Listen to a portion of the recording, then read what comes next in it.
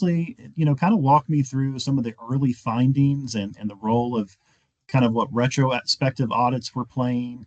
And then where were you finding some additional opportunities and what were the key takeaways for those Yeah, findings?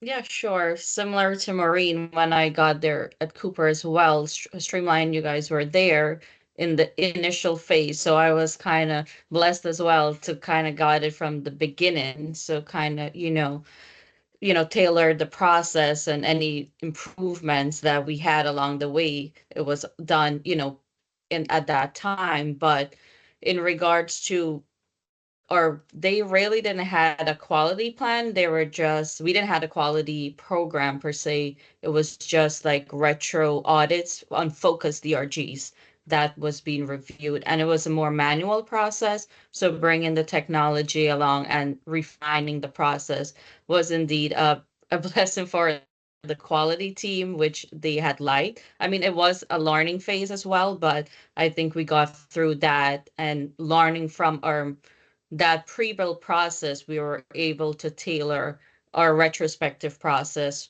and improving our overall quality plan and What program.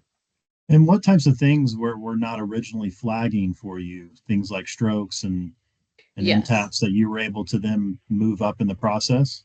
Yeah, so learning from pre-bill, while we were doing pre-bill, we still saw some opportunity there that we're still lying for for NTAPs especially. That was one of our biggest findings where we created rules instantly where we saw retrospectively we were having some changes for that. So we had that added. So we had a lot of for strokes, the NTAPs, sepsis, POAs, we have all of those cases are being flagged as well for sepsis.